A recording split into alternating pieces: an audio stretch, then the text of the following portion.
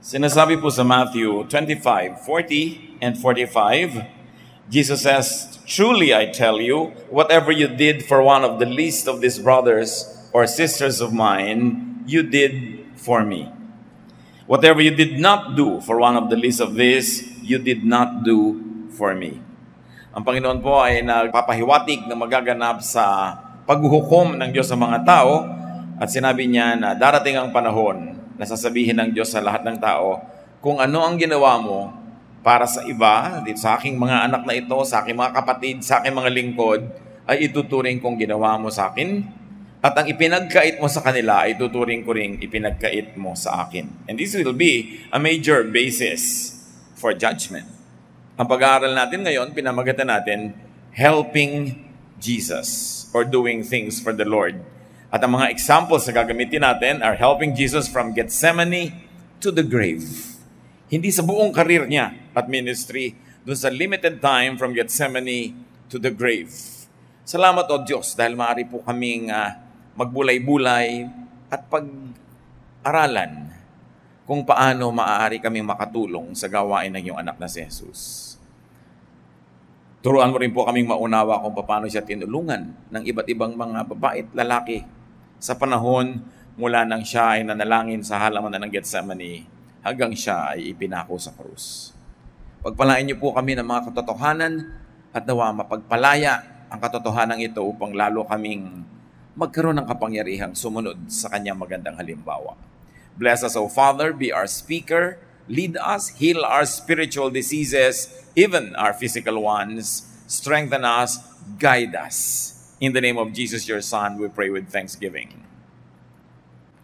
Nung panahon po ng Panginoon ay nasa lupa, ay nagkaroon ng pagkakataon yung mga taong kasabay niya na nabuhay at nandun sa lugar na kanyang ginalawan para talagang matulungan siya in a very practical way. Actually, physically, bodily.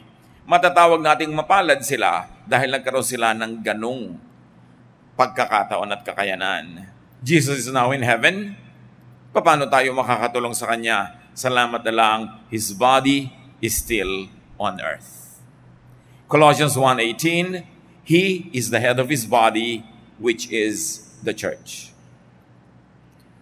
In spite of the imperfection of the men and women in the church, in spite of all the errors, the mistakes, sometimes even the glaring errors within the church is the only institution made up of human beings, but headed by Jesus, the Son of God. And that's when the church becomes very mystical, that the church is more than the sum of its parts. Kung mayroong 100 taong miyembro ang church, hindi lang katumbas yung church ng 100 tao.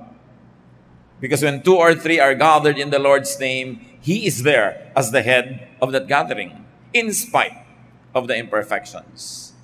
Kaya meron pong mystical value, very mysterious, mahiwaga na halaga yung fellowship. Kaya ang sabi sa church, huwag pababayaan ang pagtitipon-tipon.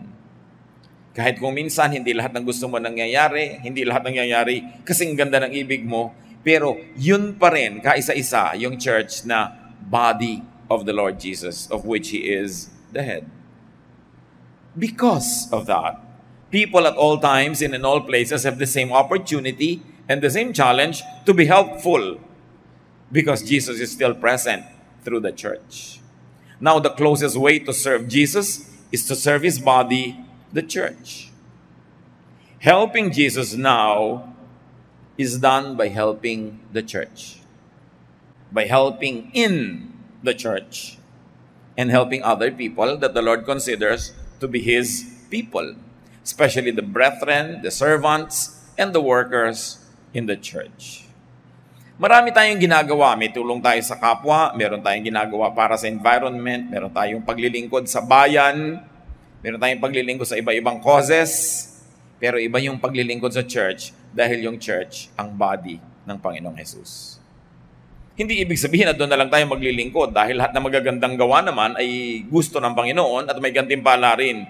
Pero iba ang ibinilin sa atin na pag-aalaga sa church. Kaya dapat mahalin. At ang tanong, do we help Jesus in the context of the church? Do we help Jesus this way? that He likes. Balikan natin yung mga aktual na tumulong sa physical life and ministry of Jesus. Nung siya inaaresto sa halamanan, Peter drew his sword. Armado pala itong si Pedro. Inilabas niya ang kanyang sandata, John 18:10. Simon Peter had brought along a sword. He now pulled it out and struck at the servant of the high priest. The servant's name was Malchus, and Peter cut off his right ear. Sa pagsugod nitong si Pedro, tinagan niya yung pinakamahalagang assistant, katulong noong high priest, at natagpasantay nga. Anong matatawag sa tulong na yon? It was impulsive. Hindi naman hinihingi ni Lord yung ganong pagtulong. Jesus had to heal the wounded man. And according to other sources, Jesus had to stop the bleeding and Jesus had to heal the man. So tumulong kunwari, pero kailangan pang i-repair yung ginawa niya. So ang tanong, do we help Jesus? Do we help the church this way? Tutulong ka nga, pero hindi naman pala yung tulong na hinihingi ng Panginoon, so nakakasama pa kumisan. Akala mo tulong, hindi pala. Kailangan pa ng damage control. Kung sobra tayo halimbawang makapanakit ng kalooban ng hindi natin kapwa mananalig, kung sobra tayong mapagmataas sa ating doktrina, sobra tayong mapagmalaki, at hinuhusgahan natin yung iba, hindi ba ganun din yun? Kailangan na naman ng damage control pagkatapos. Matapos tayong may masaktan ng damdamin, mailayo ang loob sa church, sa Bible, at sa Lord, may kailangan pang humimok sa tao na yon na magpatawad at bigyan uli ng chance na makinig ang kanyang sarili dahil na-turn off sa atin. Maraming ginagawa ang mga Kristiyano ngayon, parang gawa ni Peter, akala nila nakakatuwa kay Lord pero hindi pala. Nakakasira pala sa church. At kailangan pang repairin, paghimalaan yung taong nasaktan dahil hindi naman kailangan.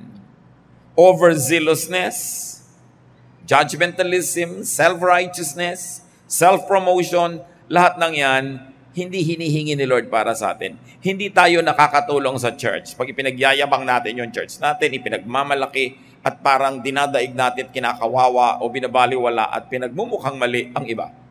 We don't help the cause of Jesus. Peter followed Jesus. That's another way to serve Him. To the house of the high priest. Matthew 26:57-58, matapos dakpin ng Panginoon, dinala sa bahay ng high priest. After Jesus had been arrested, He was led off to the house of Caiaphas, the high priest. But Peter followed along at a distance and came to the courtyard of the high priest's palace. He went in and sat down with the guards to see what was going to happen. Habang nagpulasan ng lahat, iniwan ng Panginoong Yesus, may isa namang sumunod-sunod, bagamat sa malayo. Pero hindi naman siya sumunod ng lubos. Hindi na siya pumasok sa loob dahil natatakot din siyang mapahamak. He followed only to be overcome by fear later, and then later on to deny Jesus. Huwag naman sana, but does anyone follow Jesus this way? Magsisimulang sumunod kunwari, but when the going gets tough, begins to deny any relationship with the Lord. Pag magmumukha na may disadvantage o baka mapahamak, malagay sa gipit, itatatwa na ang Panginoon. Isang uri ng paglilingkod na yes, maganda sa simula, hindi lang tinuloy at binuo. At ang naging ending pa ni Peter ay lubha siyang nalungkot, umiyak siya dahil na-realize din naman niya. Itinatuwa niya pala, matapos na sumunod pa raw siya kunwari. So kung sumunod na ng buo, sabi ni Lord, count the cost before you begin building a tower. May cost lahat ang bagay. Ang pagsunod sa isang politiko, ang pagsunod sa isang artista, ang pagsunod sa isang sportsman, ang pagsunod kay Jesus. Pero alam naman natin na karapat-dapat siyang sundan. At nahirapan man ang Panginoon sa pinuntahan niya sa house ni Caiaphas, sa crucifixion, sa Golgotha, ginawa naman niya yun para sa atin. Mano ba namang samahan natin siya? Ginawa naman niya yun para sa atin at hindi para sa kanyang sarili. Isa pang tumulong, nagsikap tumulong sa Panginoon si Pilate. Pilate tried to set Jesus free. John 18:38, Pilate went back and said, I don't find this man guilty of anything. And since I usually set a prisoner free for you at the Passover, would you like me to set free the king of the Jews?" Sinikap ni Pilate. Dahil alam niya, hindi naman masamang tao yung si Jesus. Hindi naman totoo yung mga paratang. Sinikap niyang tulungan na huwag mapako. And then Pilate's wife also helped by sending him a note. Habang naglilitis, nagpadala ng sulat itong babae, Matthew 27:19. While Pilate was judging the case, his wife sent him a message. It said, "Don't have anything to do with that innocent man. I have had nightmares because of him." In Luke 23:13-17, Pilate called together the chief priests, the leaders, and the people. He told them, "This man doesn't deserve to be put to death. I will just have him beaten with a whip and set free." Tumulong si Pilate dahil alam niyang hindi guilty si Jesus. Pero sabi niya, ipapapalo ko, ipapahugupit ko, papasaktan ko, tapos palalayain ko na rin. In other words, Pilate knew that Jesus was innocent, but still had him beaten. Anong uri ng pagtulong yun? Kasi, hindi lubos na lubos. Pilate was thinking of doing the right thing to set Jesus free, and at the same time, to save himself from the political trouble that might happen if the people had a riot. So sabi niya, para medyo masyahan kayo, total gusto niyang masaktan siya, sasaktan ko na lang, pero huwag natin patayin. Pero alam niya naman na hindi rin yung naganap. How do we allow those who do not deserve to be hurt to be hurt? Halimbawa, meron tayong isang kapatid, alam naman natin, hindi naman siya masama o hindi siya ganun kasama, pinag-uusapan ng iba. Do you allow that to happen? Or do you make a firm stand and say, "Don't talk like that about our teacher or about our leader or about our director or about our pastor or about our brother or sister"? O hinahayaan na rin natin yung mga taong masyahan sa kanilang mga chismis. Hinahayaan na rin natin masyahan sila sa pag-express ng mga galit nila, bagamat alam nating hindi tama yun. In other words, sometimes you do a Pilate also. Alam natin na hindi naman deserve na masaktan si Jesus, pero sinaktan na rin natin. Alang-alang, para manatili tayong popular doon sa mga taong gustong saktan siya. And don't we sometimes allow many people to hurt, destroy, to talk against other people behind their backs? That's doing a Pilate. Kuminsan, ang pinakamahihirap na mga hidwaan, ang mga pinakamasasakit na mga pangyayari, hindi nangyayari sa mga magkakalaban, kundi sa magkakapatid. Nakita ninyo na ang unang murder sa Bible happened between brothers. Ang mga hidwaan sa unang mga aklat ng Genesis, nung kukunti pa lang ang tao, laging magkapatid ang naglalabanan. Kaya hindi mahirap isipin na hanggang ngayon si Satanas yan ang ginagamit niyang teknik, pinag-aaway-away ang magkakapatid, hindi lang magkakapatid sa laman, kundi magkakapatid sa pananampalataya. Kasi yun ang pagkakapatid na talagang mahalaga sa Panginoon, yung pagkakapatid sa Espiritu. Higit sa pagkakapatid yun sa dugo. So anong ginagawang pandarayan ni Satanas? Pinag-aaway-away, pinagkakagalit ang magkakapatid, so that sometimes the most bitter, the most acrimonious, the most hurting, the most shameful quarrels happen between brothers and sisters in the Lord. Sometimes it happens between or among pastors or between or among congregations na nagsisiraan, kakagagalit. Nauna na yun noon pa. So wag nating hayaan. Let's not do a Pilate. Kung maninindigan tayo para sa totoo, manindigan na ng buo. Huwag kalakalahati. Kung mayroong isang taong hindi dapat pinag-uusapan, hinuhusgahan, kinakawawa, habang nakatalikod, manindigan tayo para sa taong yon, at huwag tayong lagi ng parang kakandidato na gusto natin maging popular. Ang mahalaga, naninindigan tayo para sa tama, sa matuwid, sa mabait, sa mabuti. Mayroon pang tumulong kay Jesus. Of all people, yung mga sundalo, na binigyan ng assignment na siya isamahan hanggang Golgotha, at tiyaking mamamatay siya doon. Ipako siya. Soldiers made Simon from Cyrene carry the cross. Luke 32:26, as Jesus was being led away, some soldiers grabbed hold of a man from Cyrene named Simon. He was coming in from the fields, but they put the cross on him and made him carry it behind Jesus. Matapos bugbugin, saktan, sugatan ng mga kawal si Jesus, alam nila sobrang mahina na. Magdamag ang paglilitis, walang pagkain, walang inumin, sobrang pahirap sa espiritu, sa emosyon, sa katawan. So, nung papasanin na yung krus, inilabas na siya mula doon sa bahay na pinaghatulan at dadalhin na doon sa bundok ng Kalbaryo, at least part of that very difficult walk, may bigla silang isang hinablot na taong walang kamalay-malay, nandun lang, galing sa pagtatrabaho sa bukid, at sa kanya ipinabuhat yung krus. At least tinulungan nila si Jesus. They helped Jesus, but made someone else do the work. Tinulungan daw, hindi naman sila yung nagbuhat. Di ba maraming ganyan sa church? Kailangan natin magkaroon ng teacher sa Sunday school. Sister, I volunteer you. Tumutulong, pero hindi sila yung nahihirapan. Magmavolunteer ng iba. Naku, kailangan nating bumili ng sound system. Sister, di ba mayaman ka? Mag-donate ka. Kunwari may conviction to be helpful, pero iba yung i-assign. Well, you can understand the Roman soldiers because their task was to keep the peace. Hindi nila pwedeng bitawan ang kanilang armas. So, understandable, hindi nila pwedeng buhatin yung krus. Katulad kung may mga halimbawa, mga people who are being protected by their bodyguards, be they personages that are in danger from political enemies or just in danger from crazy people who like to harm them sometimes, hindi ka pwede makikipag-picture doon sa celebrity pagkatapos yung bodyguard niya pakukuhanin mo ng picture. Hindi ka pagbibigyan. Sabi mo pa, suplado naman ng bodyguard, nagpapakuha lang ko, ayaw pang pukuha. Hindi nila trabahong kumuha ng picture kasi ang trabaho nila, bantayan yung kanilang binabantayan.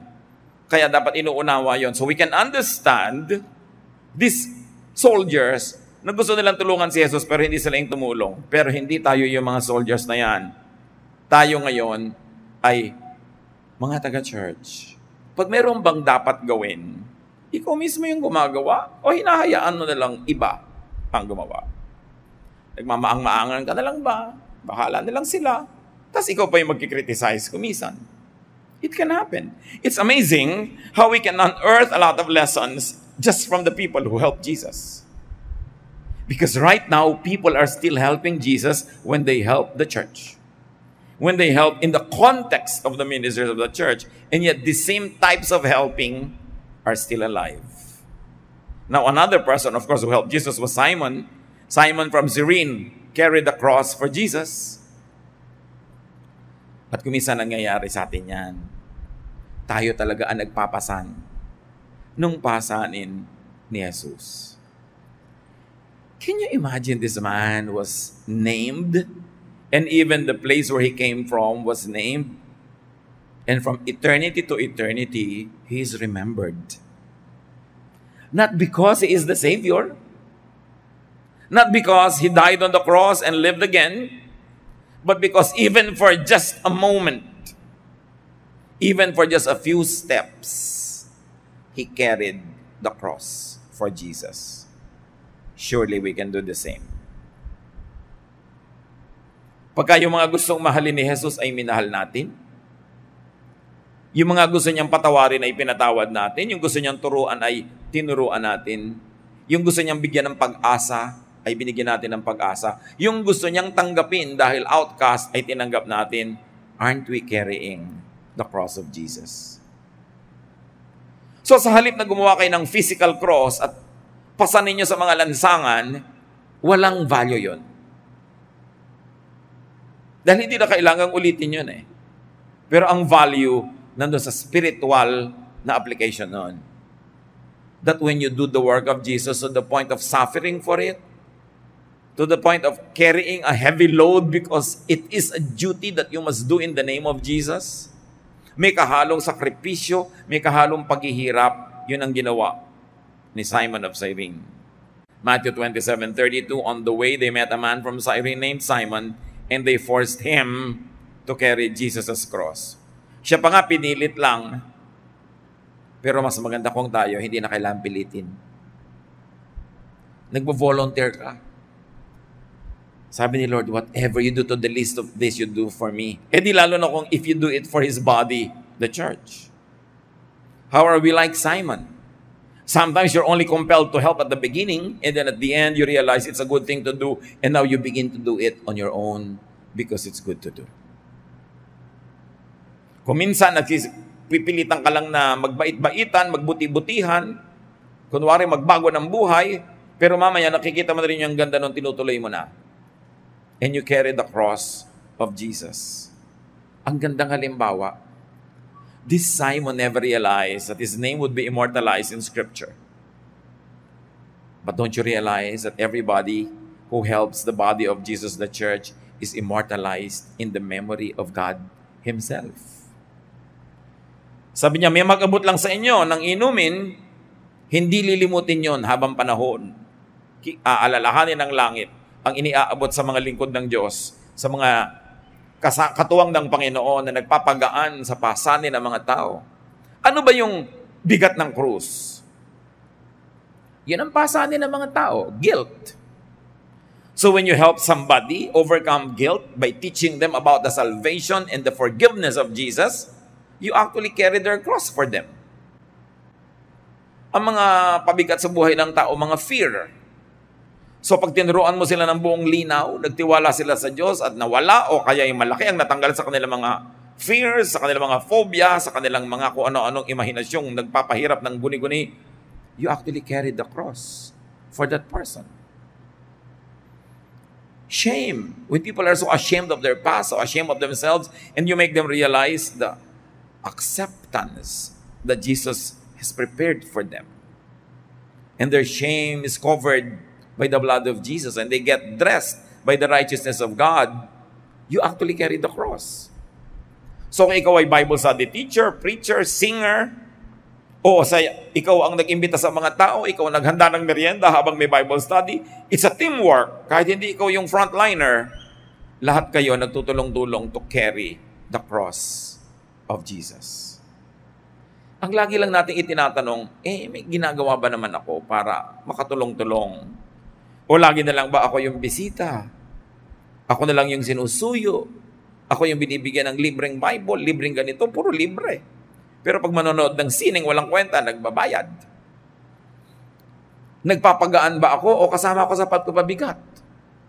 Pag may problema ba yung church, yung mga kapatiran, may mga gulo, nakakadagdag ba ako sa gulo o pag sumali ako ay nababawasan ng gulo? Therefore, I carry the weight of the cross. Napakagandang kwento. He's one of my favorite characters. Wala siyang kabalak na maging bayani. At hindi naman talaga siya nag-astang bayani.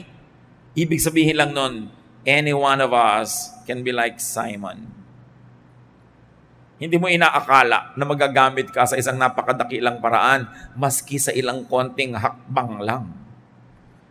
Pero yung hakbang na yon ang nagtugtong mula doon sa kaya ni Jesus hanggang sa hindi niya kaya, inilampas doon hanggang kaya na niya uli at naipako siya. Maiksing bahagi lang. Pero kung wala yon, putol ang kwento. So dapat tayo rin yung mga kapatid, yung we stand in the gap between points A and B. Yung hindi na kaya ni Jesus hanggang makaya na niya uli, nakapagpahinga na siya, titindig ka doon. Pag may mga kapatiran tayo, hindi na nila kaya ang problema nila. Wala silang pampaaral sa anak nila ngayong SEM. Kaya mo naman bigyan. Di ngayong SEM. Next SEM, meron na uli sila. You just stood in the gap. May alitan tong point A person at saka B person, pero you stood in the gap, napag-ayos mo sila, napagkasundo mo, you did stand in the gap even for just a while. But they could not have crossed from point A to point B without your help. And this is the significance of Simon. And the nice thing about this Simon who just came from the fields, not expecting anything, is that it could happen to any one of us. Bukas lang dapat ang ating isip. Handa tayong gawin kung biglang ipinakita ng pagkakataon na ito na yung pagkakataong tumulong para dugtungan yung naputol. Ano man yon. May mga tumulong pa kay Lord, the weeping women and the crowds. that followed him.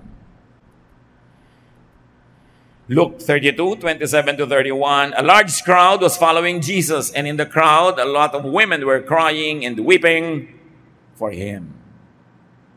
Tanong, ano naman ang naitulong nung nag-iiyak? Pakikiramay. This is what I call the ministry of presence. Hindi ka naman nakabuhat ng krus. Hindi mo naman sinanggahan yung hampas para sa katawan mo lumatay. Hindi ka naman nagpapako, pero nakatulong ka just by being there. Nakaka-encourage. Yan yung ministry natin. Pag meron tayong mga kaibigang may mahal sa buhay na nasa ospital, sinasamahan natin sa pagbabantay, at lalo na nag-aambag tayo ng konti sa gastos kung hindi niya kaya yung gastos. The ministry of helps. Napakaraming umalipusta, humamak sa Panginoong Yesus nung araw na yon. The weeping of these women, the following of this crowd was so important to give balance to the very sad reality that many people deserted him. The disciples deserted him. They were nowhere to be found, but these women were weeping. And that was the ministry of presence. Ang ganda ng salita sa atin yan sa Tagalog, pakikiramay. Wala ka naman talagang magagawa para bawasan yung sakit. Hindi mo na pwedeng ilagay sa sarili mong katawan, pero nahahati ang sakit dahil nandun ka at katuwang. Pag nakikiramay tayo sa mga taong nahihirapan, kahit pa kasalanan nila kaya sila nahirapan, hindi naman tayo dapat judge. You divide the person's sorrow by being there. You are doing this ministry of presence. Very crucial. Paano tayo makikiramay kay Jesus? Pag nakikiramay tayo sa mga taong mahal niya na nangangailangan ng damay.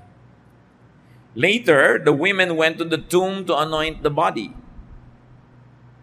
So hindi lang pakikiramay sa pag-iyak, mayroong practical help.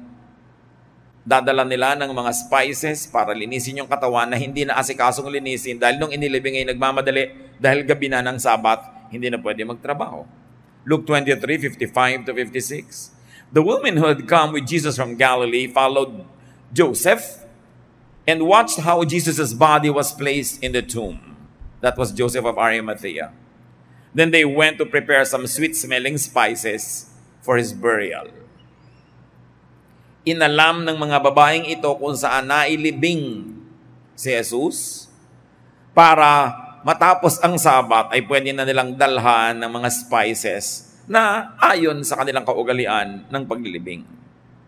Para mga kapatid ni Jose Rizal, na nung si Rizal ay binaril sa Bagong Bayan, hindi ginamit ng mga Kastila yung ataul na ipinadala ng pamilya ni Rizal. Hindi nila sinabi kung saan ililibing at basta na lang nila inihulog sa isang hukay na walang marka, nothing. Ayaw nilang malaman kung saan inilibing si Rizal. At ang mga kapatid ni Jose Rizal, sinuyod ang lahat ng libingan para malaman nila kung saan nilibing. At nalaman nila.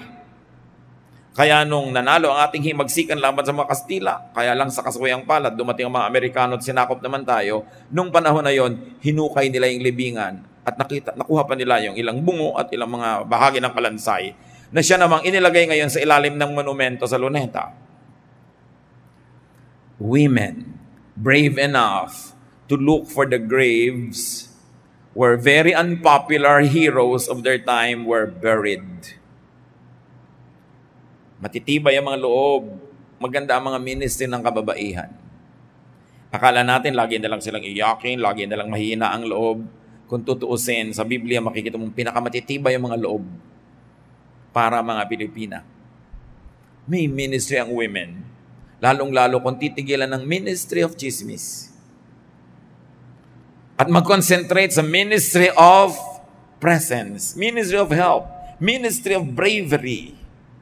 Dapat din i-redeem, bawiin yung negative impression about women na pinauso ng marami.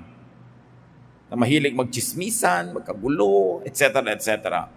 Not these biblical women. They meant to really follow Jesus. At ang lakas nila, ginamit nila sa tama, sa constructive. Ang tatapang nga nila. Sino na naman ang kauna-unahang mga tao doon sa libingan ni Jesus noong kinaumagahan ng linggo na tapos na ang Sabat? Madilim pa? Yung mga babaeng ito. At pinoproblema nila, pupunta nila sa nila, sino kaya sa atin ang magtutulong para yung batong pangtakip sa bunga nga ng kuweba ay matanggal? Dahil ang bigat-bigat noon, kahit 3 malalaking lalaki, hirap. Pero nagpunta pa rin sila, hindi nila hinayaan na yung problemang yon ay pumigil sa kanila sa pagpunta. They walked in faith, and sure enough, when they got there, the grave was already opened. It was opened by an angel. So walk in faith. Do what you can. Bring what you can and let God do the rest. Matthew 28, 8-10. The women were frightened and yet very happy as they hurried from the tomb and ran to tell the disciples. Suddenly Jesus met them and greeted them. They went near him, held on to his feet, and worshipped him. Then Jesus said, "Don't be afraid. Tell my followers to go to Galilee. They will see me there." Nagulat ang mga babaeng ito na pagdating nila sa libingan, bukas na ang libingan at wala na doon ang katawan at may anghel na nagsabi sa kanila, "Sinong hinahanap nyo? Si Jesus na taga Nazareth? Wala siya rito. Bumangon na siya." Kaya sila ay nagkakandarapang bumalik doon sa mga lalaking wala doon sa libingan nung oras na yon. At sinalubong sila ng Panginoong Jesus at nagpakita sa kanila at nagpakilala. Mga babae ang unang-unang nakaalam na ang Panginoong Hesus ay bumangon mula sa kamatayan. Mga babae ang unang-unang nakakita sa risen Christ. At mga babae ang kauna-unahang sumamba sa risen Christ. Napakagandang ministry. Kitang-kita ang pagpapahalaga ng Panginoong Hesus sa kababaihan, which of course the other disciples and other Christian leaders later tried to control and tried to overcome. Pero kung si Jesus ang pagbabatayan, ang pagpapahalaga niya sa babae at pagbibigay ng ministry, napakalinaw. At alam naman natin kung sino dapat natin pakinggan at sundin, si Jesus. Everyone else in the Bible was just human, but Jesus is divine, the Son of God. And you get the cue from Jesus to give important ministries to women. In fact, the women were the first to serve as messengers of the risen Christ. Sila ang ginamit ng Panginoong Hesus para pasabihan yung mga lalaking disciple na walang kamuang-muang maging nung sandaling yun. Kaya sila ang nagsabi, pagkatapos ngayon may mga nagbabawal sa mga babae maging preacher, maging teacher, samantalang si Jesus mismo, yun ang unang-una niyang inutusan na magturo tungkol sa kanyang pagkabuhay na muli. You've got to differentiate where you get authority. Is it from Jesus, from other human beings, from prophets, from apostles? Iba-ibang authority nun. Of course, the highest authority is the authority of the Lord Jesus Himself.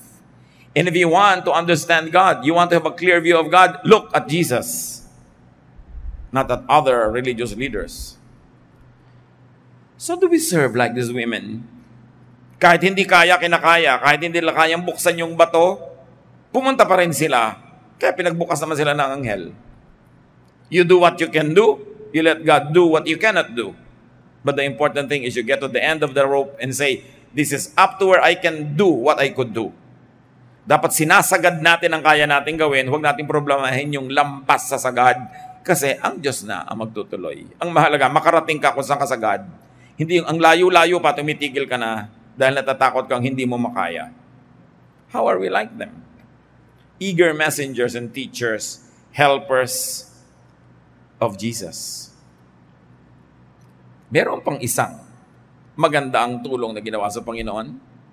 One criminal acknowledged, recognized, and believed in Jesus. Luke 23:40-43. But the other criminal told the first one off, "Don't you fear God? Aren't you getting the same punishment as this man? We got what was coming to us, but he didn't do anything wrong." Then he said to Jesus, "Remember me when you come into power." So yung isang kapwa niya kriminal, nangangantyaw pa kay Jesus. Nagsasalita pa ng pangit at masakit. At sabi niya, hindi ka ba natatakot sa Diyos? Alam naman natin, tayong dalawa, deserve natin to. Pero si Jesus, He doesn't deserve this. How do we become like Him? That we acknowledge Jesus even in front of people who don't want to acknowledge Him? To correct their mistakes and malicious words about Jesus? And then to openly accept Jesus in front of those who don't believe in Him. That was a help in the ministry of Jesus. Sa harap mismo ng lahat ng nandun na nagkakaisa-isa para hiyain si Jesus, this criminal on the cross acknowledged his faith in Jesus and even rebuked his fellow criminal who was saying bad things about Jesus. Do we just keep quiet when truth is being assaulted? Do we suppress our own faith and our expression of it when unfriendly audiences are present? This man was very good. That's why up to now, we're talking about him.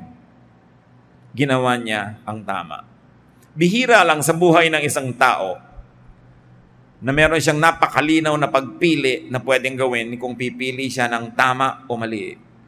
Huwag nating aaksayahin yung ating pagkakataon kung dumating ito.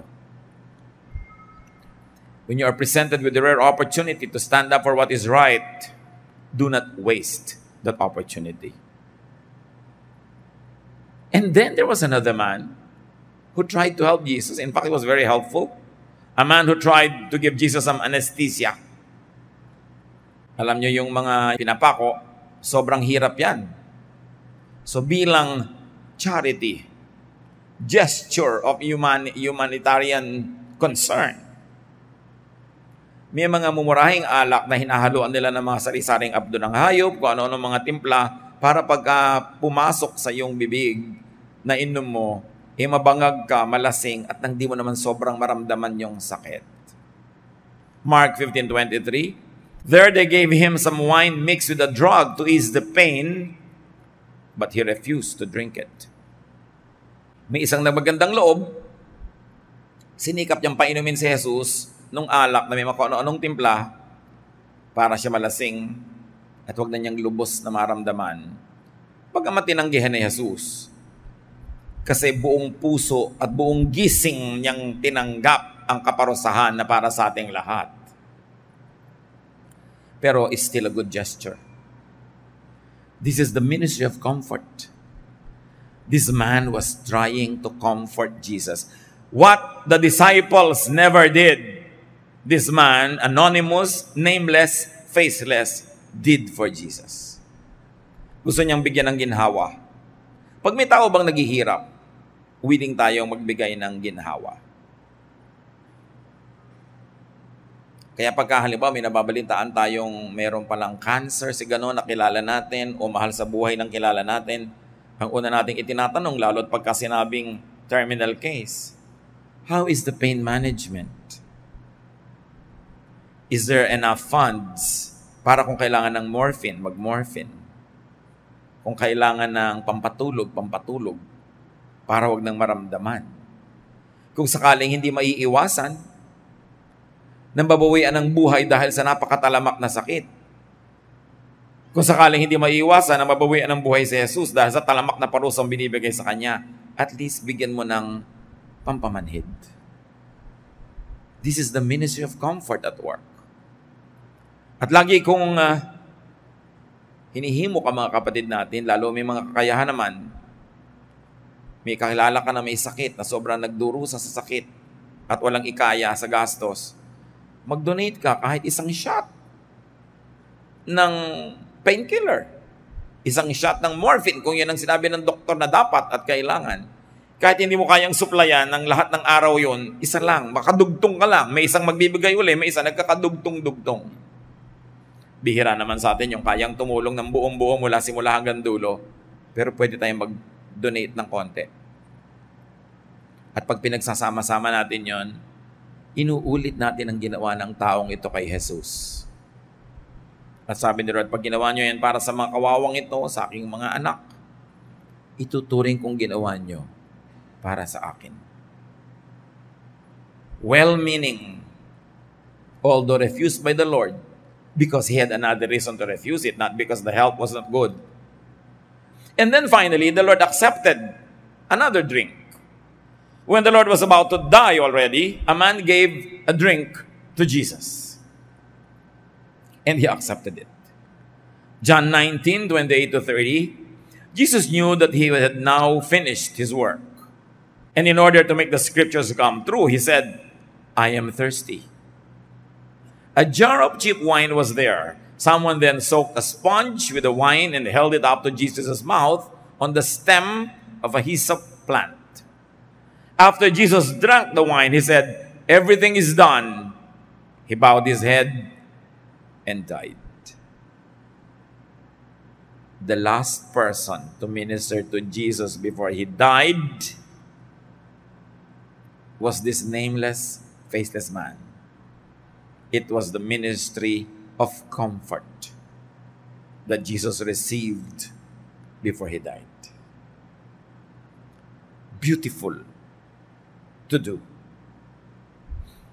Hindi man natin mabuhay na muli ang isang taong nag-aagaw buhay, mapagaan man lang natin yung mga huling sandali niya. That is a beautiful ministry. Maging matulungin, mahabagin. This is also the ministry of giving. He gave of himself. And this time the Lord drank it dahil walang pampamanhid. Ibang wine naman. And besides, he was already going to die. Sinabi niya, "It is finished. Everything is done." The Greek words were tetelestai. It means, it's beautiful. Pagka isang artist, natapos na sa kanyang gagawin, pag tiningnan niya, nireview niya, nasyahan siya, sasabihin niya, tetelestai. Tama ang trabaho, maganda. At yon ang sinabi ng Panginoon nung nireview niya ang kanyang buong ministry of salvation. It is finished. Tetelestai. Now, finally, there's a man also who helped. Joseph of Arimathea and Nicodemus buried Jesus' body after he died. Luke 23, 52 to 53. Joseph went to Pilate and asked for Jesus' body. He took the body down from the cross and wrapped it in fine cloth. Then he put it in a tomb that had been cut out of solid rock that had never been used. And I call this ministry the ministry of the influential. Sino ang maglalakas ng loob na hingin ang katawan ni Kristo sa kanyang mga followers, sa puro mga maralita, mga promdi? They were from Galilee, a province. They were not from Jerusalem. And Jesus was killed in Jerusalem. Wala silang kilala, wala silang contact. Hindi sila papansinin ng gobernador. Joseph of Arimathea was a rich man. He was a ruler of the synagogue. He was a ruler among the Jewish people. So yung mayaman, may kapangyarihan, may contact, may connection, may ministry yan. At ginagamit yung ministry na yan for the sake of Jesus' body. And remember, what is Jesus' body now? The church. Ginamit niya yung kanyang yaman, yung kanyang influensya para hingin yung katawan. A very special ministry. Not everybody can have this. Because not everybody can go to the governor. Not everybody has the connection, the confidence to do that. So yung kung may mga taong, if you think you're above the rest, dahil kayo may distinction, may kapangyarihan, may kakayanan, may connect, gamitin nyo yan for the sake of God's body, the church. As Joseph of Arimathea had so beautifully demonstrated. He interceded for the influenceless followers of Jesus. He became a power broker in a very good way. John 19, 39 to 42. Nicodemus also came with about 75 pounds of spices made from myrrh and aloes. This was the same Nicodemus who had visited Jesus at night. Remember, one of the rulers of the synagogue, a religious leader, who was not officially a Jesus believer, visited Jesus at night, at sa kanya sinabi ni Lord yung, unless a man is born again, he cannot see the kingdom of God. This was the same Nicodemus. So together with Joseph of Arimathea, itong dalawang mayaman, makapangyarihan ng mga believers ni Lord ang kumilos. Ano naman ang ginawa niya? Nagdala siya ng 75 pounds of spices. Can you imagine how much it costs? Ang mahal. Pero to honor the Lord Jesus, to abide by tradition, to preserve the body from needless, immediate decay according to their science and their practice, he brought a lot of spices. This is what you call the ministry of the rich. To whom much is given, much is required. Maraming ibinigay sa si Lord na blessing, di marami ring hinahanap sa iyo. Alam naman magbigay ka ng kasing konti nung maralita, hindi ka naman maralita. Hindi bagay. Meron talagang ang ministry, kaya siya pinayaman, para magbigay siya ng marami. Pero hindi naman dapat yung mga hindi mayaman, mayaman nila magbigay. Lahat kasi may ministry na isa-isa na natin, ano? Ang mga ministry na ito, even the widow gave her walang kakwenta-kwentang coin, and Jesus said she gave the most. Walang exempted sa paglilingkod sa body ni Lord. Why? Because He served us first. Kung gusto mong ma-exempt ka sa paglilingkod, magpa-exempt ka na rin sa salvation. Go to hell. But if you don't want to go to hell for your sins, if you want to have a Savior, then be a part of the family and do your household chore. Walang free ride. Lahat may tungkulin. Walang audience, walang performer. Lahat pare-parehong naglilingkod. The ministry of giving, beautifully demonstrated by Nicodemus. Now, Joseph of Arimathea is the one believed to have owned the tomb. Bagong libingan, ibinigay niya sa Panginoon, wala pang ibang naunang inilibing, doon inilibing si Jesus. Malay ba niya na isosolid sa kanya after 3 days, no? Pero willing siyang ibigay forever yung libingan na yon. Pero willing na willing siyang ibinigay, isinoli din agad. God cannot be any man's debtor. Hindi hinahayaan ng Diyos na may utang siya kahit kanino, kaya pag nagbigay ka, ibabalik din agad sa'yo. At yung ibinigay mo naman, nauna na siyang nagbigay, kaya ka nga may ibibigay. Napakagandang mga kasaysayan. Kung i-apply natin sa ating sariling buhay, hindi sa katabi, baka kita mo, ikaw yung mayaman, ikaw yung magbigay. Ganun na naman yung ipinabuhat sa iba yung krus, ha? Dapat lahat tayo nagtutulong-tulong. How do we serve Jesus' body? Alam niyo itong mga kwento na pang Holy Week, paulit-ulit na lang taon-taon. Dapat may iba-ibang talab. Dapat merong iba-ibang dating. Para habang binibigyan tayo ng Panginoon ng maraming Holy Weeks ng buhay natin, lumalalim ang pananalig, tumitibay ang dibdib, at dumadami ang bunga ng mga magagandang gawa. Serve. Help Jesus by helping His body. Now, dear God, we thank You that You first loved us. Salamat na kahit hindi namin hiniling, Kayo na ang nagkusang kami ay palayain sa pamamagitan ng iyong anak na si Jesus. And we thank You for this perfect ministry. Salamat na lang, Panginoon, dahil ang iyong anak na si Jesus kahit bumalik na sa kalangitan, naiwan ang kanyang katawan, ang iglesia, ang kapatiran. Turuan niyo kaming igalang yung body na ito. Tulungan niyo kami, Panginoon, to contribute, to help, so that this body can be at its healthiest best, so that this body can do its function to serve as channel of blessing to the world, channel of salvation, and an opportunity for us to serve as well. Pagbulay-bulayan natin, mga kapatid, ang kahulugan nito. How do we serve the body of Jesus? Sa ilang saglit, pag-isipan natin. Kung marami tayong service, thank God. Kung kulang, punan. Kung wala, lagyan. Lord, teach us to follow after Jesus and to follow after those men and women who serve Jesus, as we now will be able to serve through His church.